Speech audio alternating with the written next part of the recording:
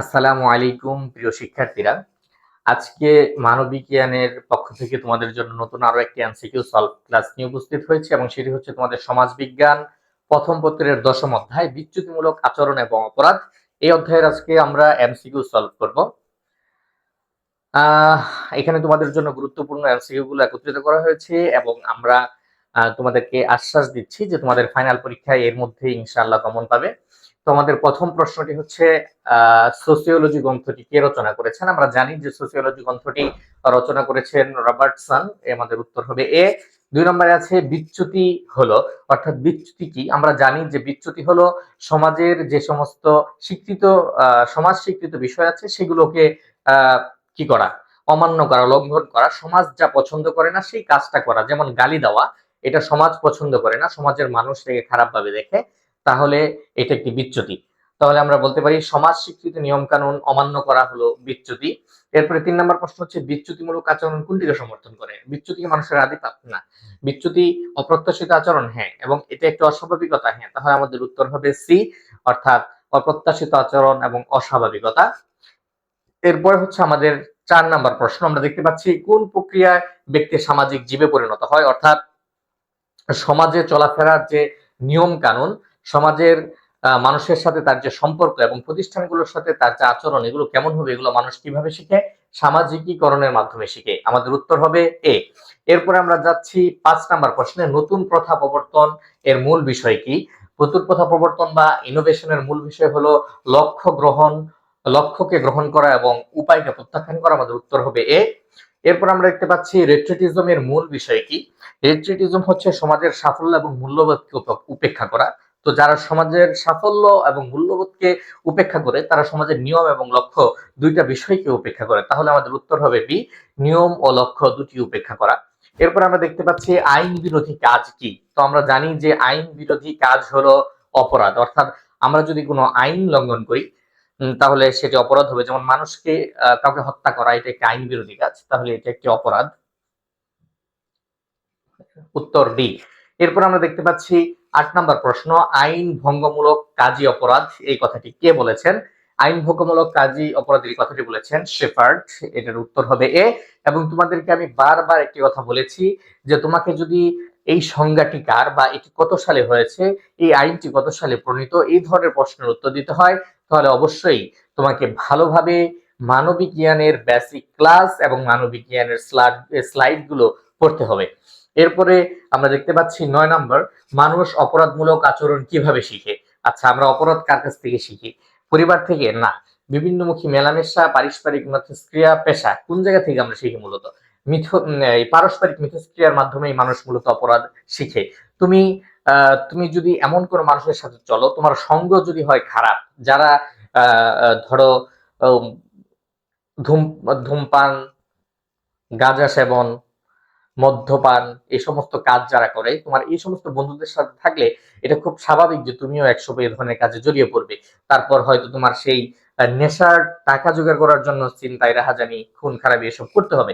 তো আমরা কি বললাম যে পারস্পরিক মিথস্ক্রিয়া। আমাদের উত্তর হবে সি, পারস্পরিক মিথস্ক্রিয়ার মাধ্যমে মানুষ বেশিরভাগ অপরাধ প্রবণ হয়ে ওঠে।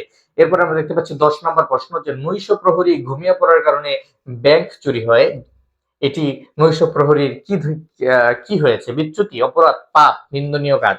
না। নৈশ প্রহরীর দায়িত্ব ছিল যে সে এই ব্যাংক পাহারা দিবে। যদি সে তার দায়িত্ব অবহেলা করে তাহলে সে আহ শাস্তির সম্মুখীন হবে এবং আইন লঙ্ঘন করে শাস্তির সম্মুখীন হওয়া হচ্ছে অপরাধ। তাহলে আমাদের উত্তর হবে বি। এরপর আমরা দেখতে পাচ্ছি সমাজবিজ্ঞানীরা কয় ধরনের অপরাধের কথা বলেছেন? সমাজবিজ্ঞানীরা ৫ ধরনের অপরাধের কথা বলেছেন। এরপর আমরা দেখতে পাচ্ছি ১২, বাংলাদেশের প্রচলিত আইন অনুযায়ী কত বছর বয়সী কিশোর কিশোরী দ্বারা সংগঠিত অপরাধকে কিশোর অপরাধ হিসেবে বিবেচনা করা হয়?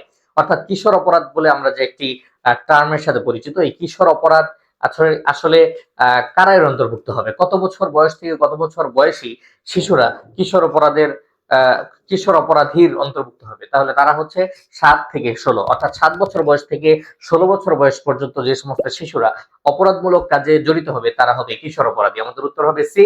এরপর আমরা দেখতে পাচ্ছি অনেকদিন ধরে মনিরের নেতৃত্বে এলাকার যুবকেরা ফেন্সিডিল চোরাচালান করে আসছিল, এখানে কি ধরনের অপরাধ সংঘটিত হয়েছে? তাহলে একজন ব্যক্তি মনির, তার অধীনে আরো অনেকগুলো যুবক, তারা সবাই মিলে একটি অপরাধ সংগঠিত করছে। তাহলে সেটা কোনটা সংগঠিত করছে পরিকল্পিতভাবে, তাহলে আমরা কি বলবো, এটিকে সংঘটিত একটি অপরাধ। আমাদের উত্তর হবে সি। এরপর দেখতে পাচ্ছি 14 নম্বর প্রশ্ন, যে অপরাধের অন্যতম কারণ হিসেবে বিবেচিত হয় কোনটি? অপরাধের অন্যতম কারণ হচ্ছে অর্থনৈতিক কারণ। কারণ মূলত অর্থনৈতিক যে টানাপোড়েন, অর্থাৎ টাকা পয়সার যে সমস্যা, অভাব, এই অভাব থেকেই মানুষ মূলত অপরাধের দিকে ধীরে ধীরে ঝুঁকে পড়ে। তারপর অবশ্য একসময় এটা নেশায় পরিণত হয়, সেটা ভিন্ন বিষয়। কিন্তু যেই ছেলেটা রাস্তায় থাকে, তোমার মোবাইল গুলিস্তান থেকে টান দিয়ে নিয়ে যাচ্ছে, ব্যাগ থেকে ব্যাগ টান দিয়ে নিয়ে যাচ্ছে, কানের রিং টান দিয়ে ছিঁড়ে নিয়ে যাচ্ছে, এরা মূলত এই অপরাধের পথে আসে তাদের অর্থনৈতিক যে অভাব অনটন আছে সেই জায়গাটা থেকেই।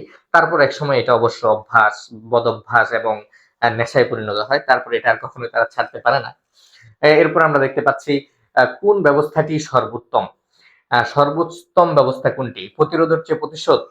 প্রতিশোধ নিতে হবে, এটা কি উত্তম? না।